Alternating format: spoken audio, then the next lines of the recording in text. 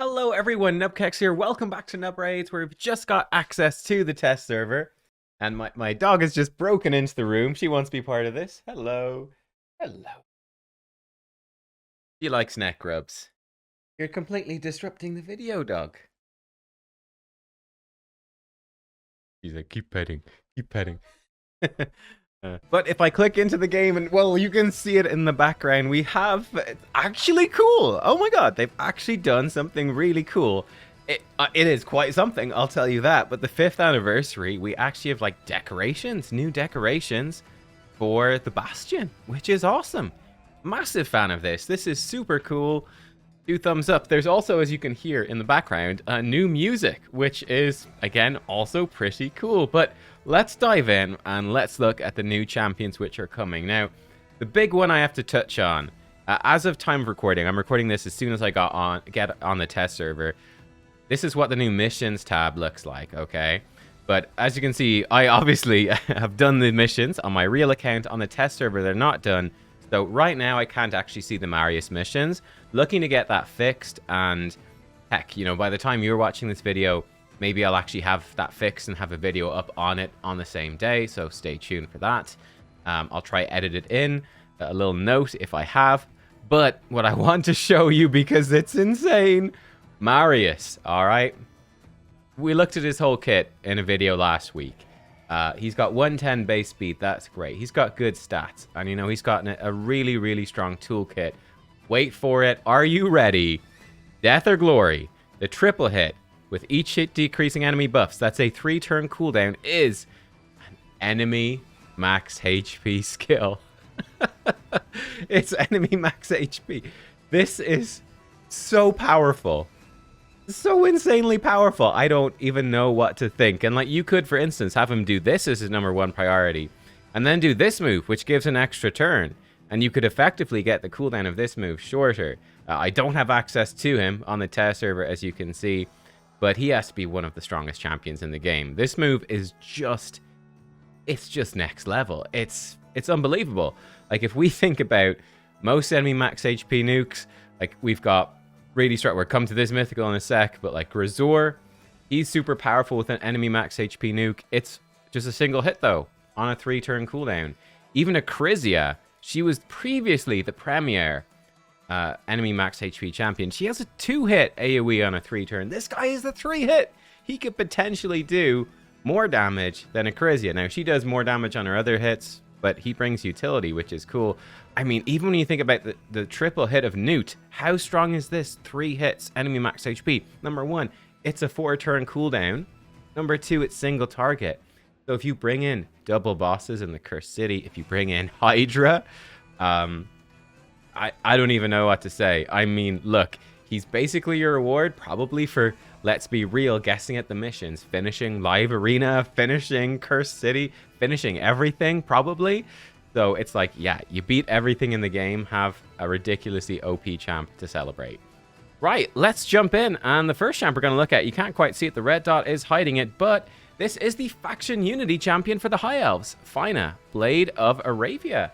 So she is a support-based champion, looks awesome, very, very cool. Base stats, 113 speed, she is nice and fast, right? Like, she is even faster than Arbiter, who is 110. So she's very fast, very quick. And her aura, her special aura, 20% ally speed in all battles, and 15% for High Elves. So that's interesting. Yeah, let's take a look at her kit. So her A1, sword through time, attacks one enemy, has a 50, goes to 65% chance to increase the cooldown of a random skill on the target by 2 turns. You know, it's a decent chance, not bad. When counterattacking with this skill, teams up with a random ally. Ally joining the attack will use their default skill. That's pretty cool. Okay, great. You're going to see this will tie into the rest of her kit. She could also work well with like counterattack gear, counterattack accessories, anything like that, counterattack masteries. That's a pretty neat A1, actually. You will not falter, exclamation mark. 5 books to a 3-turn cooldown. Puts block debuffs, block damage, and counterattack on a target ally for 2 turns. The target of this skill is not this champion. Resets all of their skills. Well, that is a very, very juicy move as well. So you can obviously put it on her. Very strong buffs and that counterattack. is going to be bringing in ally attack as well, though it is a random ally. You're more likely you probably put this on like a damage dealer, right? She is a support. She's not going to be a particularly damage focused champion.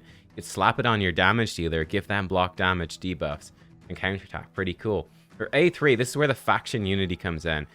Exalted Lineage, if I go to 3-turn cooldown, increase attack, increase crit rate, and increase crit damage on all allies for 2 turns. With 1 high elf ally, gives an extra turn. With 2 high elf allies, before placing buffs, removes all debuffs from all allies. And with 3, buffs placed by this skill cannot be removed. Kind of interesting. I would definitely say the extra turn is the juiciest part here. The full cleanse is really nice as well. Having this stuff be irremovable, that seems like it's not too important, right? Like, you could probably skip this one. She might work really well with just 2. These are all offensive buffs. Yeah, not bad. Again, so nice boost to your team. There's no turn meter boost here, right? If she had turn meter boost, you'd be like, wow, it's Arbiter 2.0. But seeing as she doesn't have turn meter boost, not quite. But her passive lead from the front, whenever... Actually, maybe she does have turn meter boost, never mind. Whenever a buff is placed on an ally, fills their turn meter by 3%. Okay, and let's go through this and then we'll talk about the effect, of course. Faction Unity, 1 ally, 1 high elf. Allies do 25% more damage when attacking out of their active turn, so ally attack and counter attack, which she obviously brings. 2 faction allies, she brings both of them in fact. Whenever a buff is removed or stolen from an ally, or when it expires, fills their turn meter by 10%. Okay, and 3 faction allies. Allies ignore 5% of a target's defense for each buff on them. Well, you know, we got to the last part of her kit for her to go uber super saiyan. Just insane. That is kind of nuts. So think about this. She puts out 3 buffs. That is a 9% turn meter fill. It's not bad. Then she can give another 3 buffs. She can give someone else another 9% turn meter. She can do 18% turn meter. That's kind of interesting. Like, compare it to an Arbiter. Doesn't have as strong as a speed aura. You could only boost up like 1 person. Still intriguing, but yeah, right. Lots of turn meter filled for the ally who gets buff removed is nice, but that's huge, right? She has 6 buffs. She can potentially give one of your allies 30% defense ignore. That is very strong. Even just by default, she's giving your whole team, right, 3 buffs. She's giving your whole team 15% defense ignore. That's really, really, really good, actually. So, yeah, again, that's really the focus. With this one, it's really about the 2 allies. With this, it's about the 3. Interesting stuff. Yeah, she could be really, really strong as well in a protection set. I know she's getting her stuff protected anyway with this one. But, I mean, she can potentially be giving you 6 buffs. With a protection set, that's 30% damage boost and 30% defense ignore. Really, potentially, a lot of potential there. Kind of interesting. Now, that being said, High Elves as a faction isn't really that strong. It's not really that strong. Like, if I'm looking even, let's say, I want to use her for Hydra, right? Okay, we could bring in her. Now, Arbiter's fine. Ethos is okay. I've seen some good Ethos stuff, like, especially with Crushing Rend. He could scale up really well with the ignore defense. He's got AoE weaken. He's got AoEs that hit hard. But, you know, like, Yannicka is decent. But yeah, I think she's kind of lacking some stuff in her faction. Even, there's not even that many epics. I think it's kind of hard to find a good team for her. Like, I get, like, running her with Arbiter even, there's quite a bit of overlap. Lanathril maybe actually be quite good. Sadly, I skipped his fusion, didn't think it was good at the time, and then, of course, they brought out more Fire Knight stuff, and we're kind of going, oh, actually, it would have been quite good. Lanathril could be a decent one, but I feel like she really lacks a good faction, honestly. That's sort of my feeling on it. You've got some okay champions. Royal Huntsman's okay, Rowanus is okay, you've got okay stuff. Kind of tough. Supreme Alhain's good for Arena. Lyssandra's okay. Eleanor, it's just a bit tricky. I'd say Galathier is the big one. Actually, honestly, that's the big one, right? If you have Galathier, right, now we're talking, because like his A1 is hella good, and he brings a revive. You know, he is extremely strong. Yeah, he is extremely strong. So he's the one. Apart from that, it's a bit rough, you know, compared to Bannerlords. I felt like Bannerlords for the first faction unity, much, much better faction overall.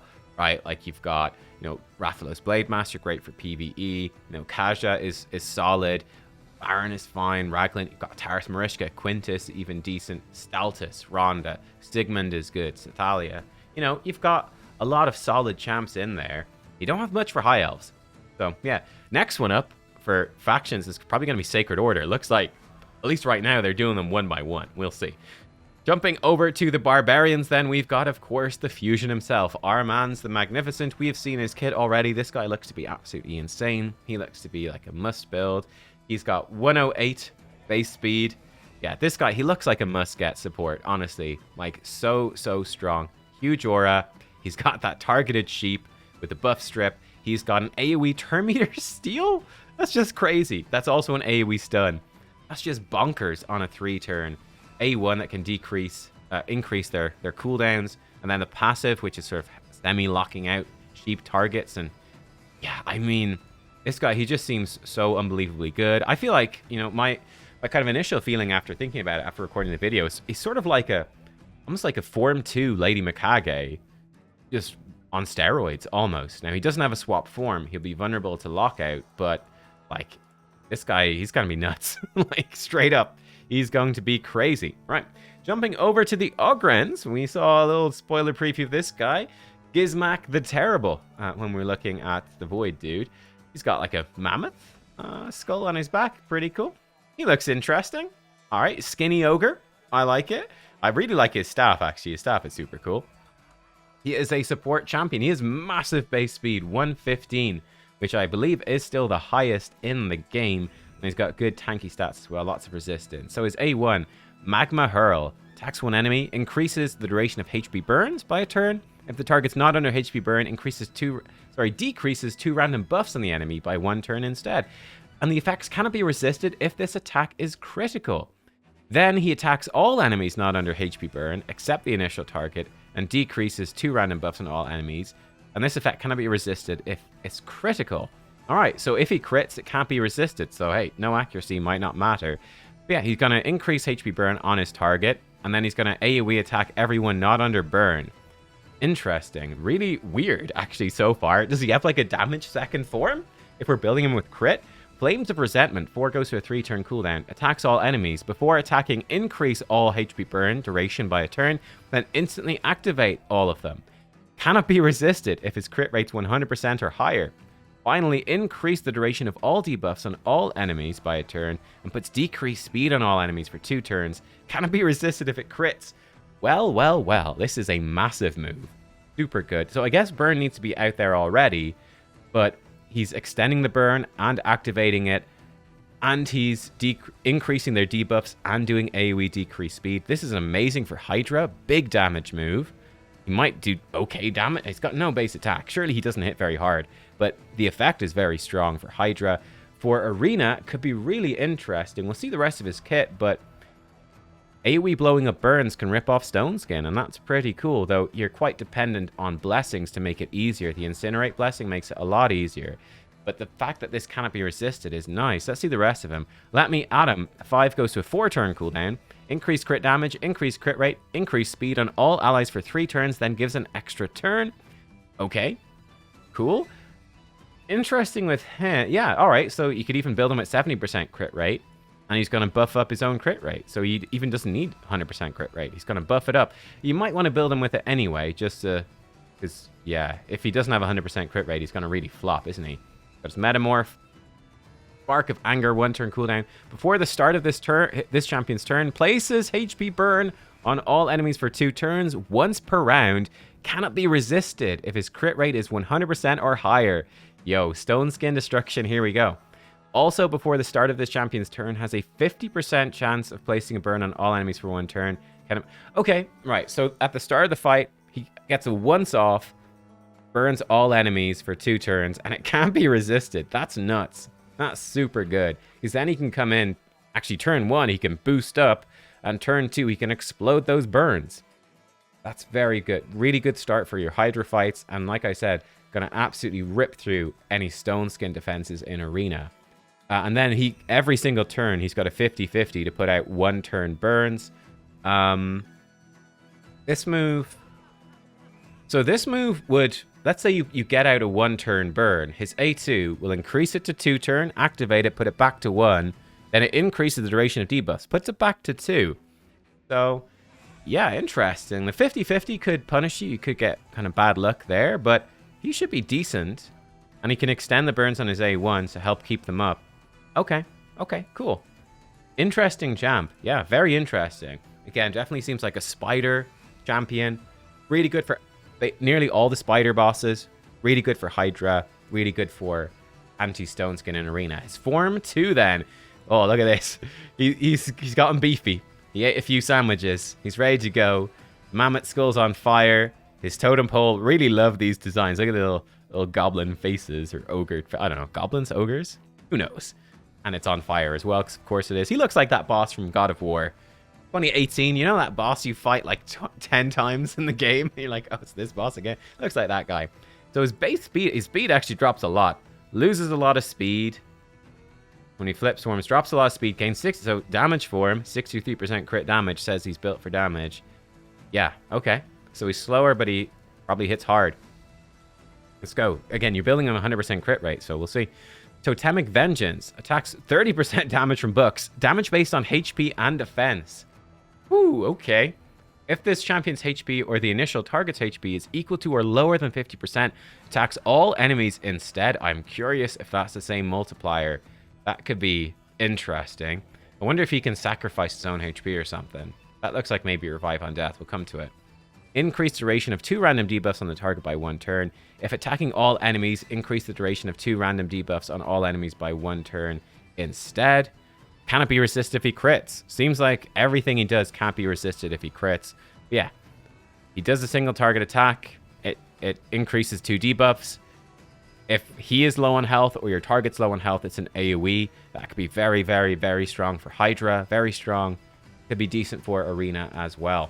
Kaboom! All capitals, exclamation mark. 3-turn cooldown when booked, 20% damage from books. Before attacking, puts increased defense on all decreased defense on all enemies for 2 turns. Cannot be resisted if the target's under HP burn. Places an extra hit on enemies under HP burn. Grants an extra turn if this attack kills an enemy. Wow, okay. So, you get your turn in the fight. Potentially, either you just start off the fight, you go, oh, they're not in stone skin. Ha ha ha. Great. They all get a 2-turn burn that they can't resist. You switch over into form 2. Kaboom. Decreased defense that can't be resisted. Double hit. Extra turn if you kill an enemy.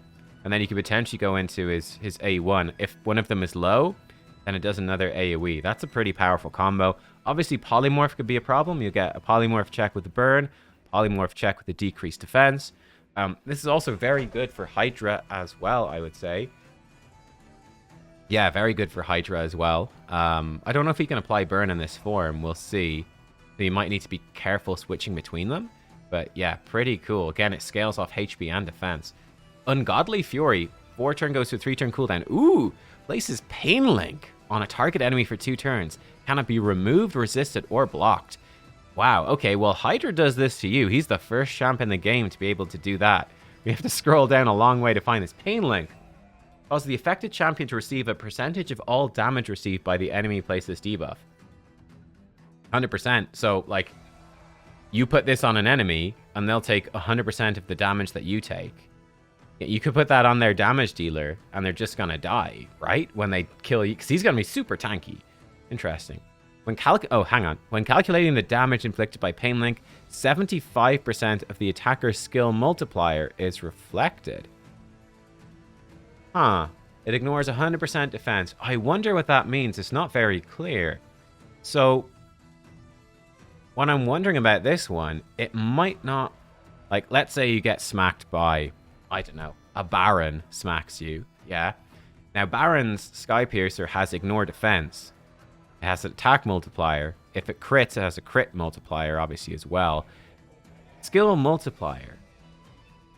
That might imply that, like, Baron's... I think he only has a 4 times multiplier. His skill multiplier is not that strong. The power of Baron comes from the ignore defense. And, obviously, critting. So I'm curious how this is going to work. Yeah, I'm very curious. Okay, I guess we'll see. It's really hard to tell just by text alone. Interesting, though.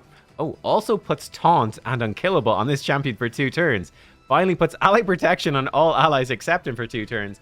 Well, that's a very interesting move. You go, bam, slap that on their damage dealer so you can potentially kill them. Or maybe their Reviver, like the key protector of their team, to take them out. They can't stop it happening. It happens. He taunts and puts Unkillable, so he can't die. But they have to hit him with single target attacks. And ally protection as well. Wow, okay. that's kind of funny.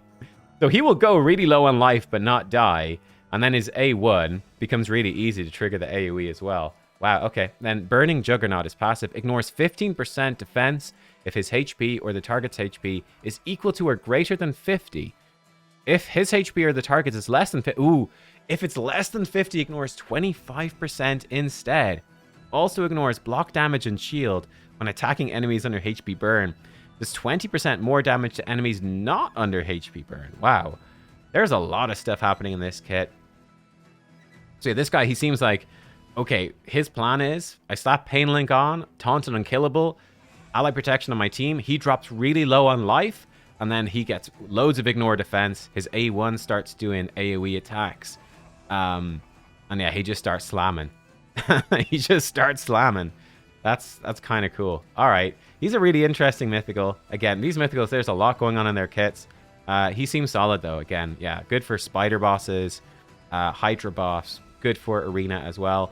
Yeah, he's a strong one. All the mythicals nowadays certainly are strong. Some of the first few were not so good, but the recent ones have been very strong. Over here, we've got actually an epic champion, Cofru the Death Keeper.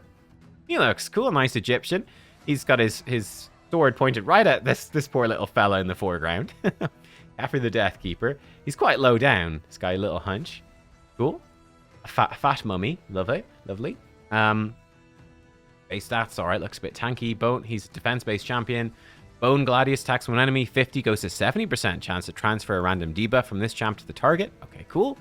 Cofru's command, 5 goes to a 3-turn cooldown. Attacks all enemies. Before attacking, removes a random debuff from all allies. 5% more damage for each debuff removed. So, I mean, that's typically going to be like 20%. Okay. Also heals each ally by 10% of this champ's max HP if a debuff was removed.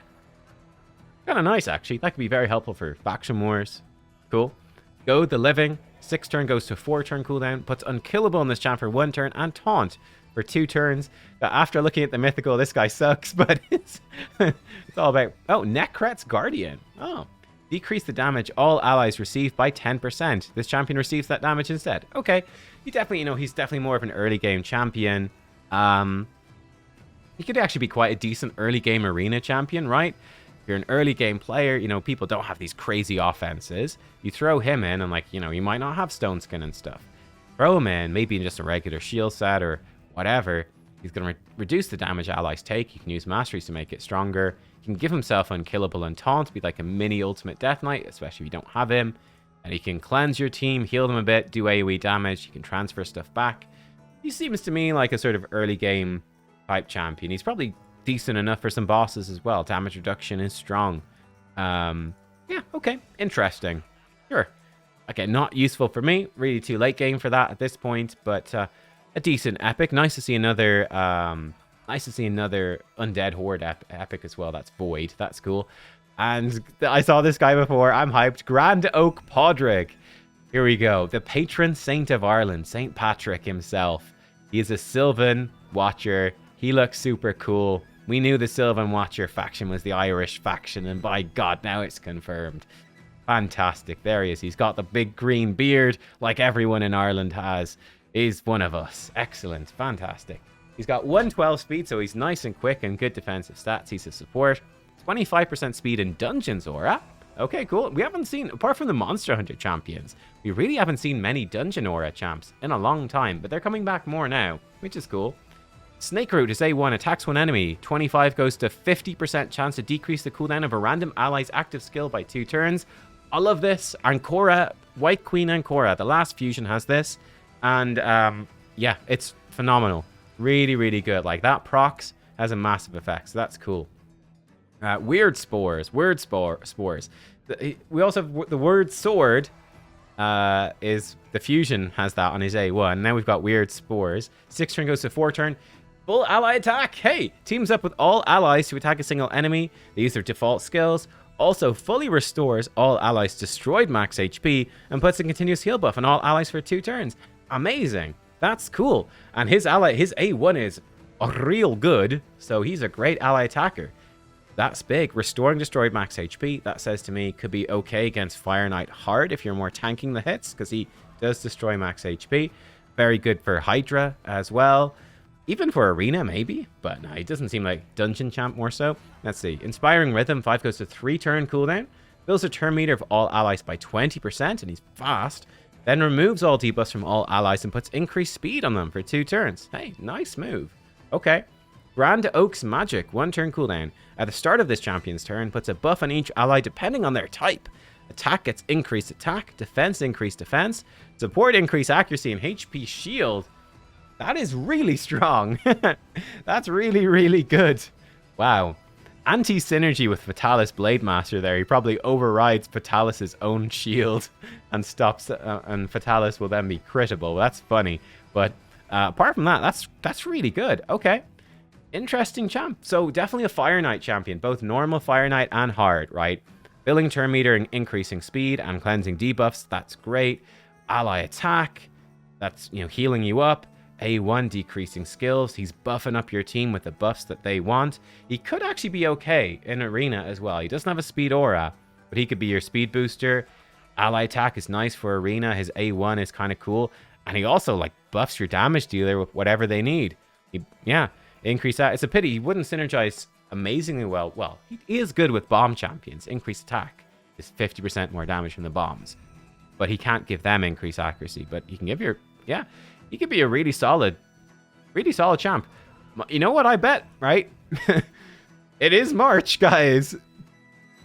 Could be a guaranteed champion for St. Patrick's Day. What are we saying, huh? What do we think? Place your bets right now. Grand Oak Padraig, guaranteed champion for St. Patrick's Day. I'm actually surprised he's not a fusion. But he's very solid. Yeah, very solid. And I think that's it, guys. Yeah, that's it. Lots of new champions. Really powerful. I mean, it is this year, 2024. It feels like every champion they're bringing out is just an absolute banger, right? Every champion is insanely good. Yeah, it really stands out. Let me know what you think of them. What do you think of these new champs? Are you excited to get them? Which ones you'd be going for? I imagine we'll see lots of... I think there's a pretty good chance you could see events for Finaar.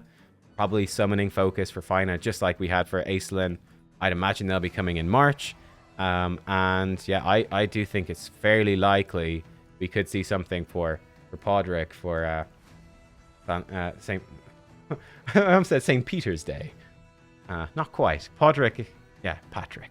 St. Patrick. The worst Irishman ever. I was trying to think of what Saint is in Irish. It's Knave. That's what it is. Knave Padraig. That's what it is. Knave Padraig. Yeah.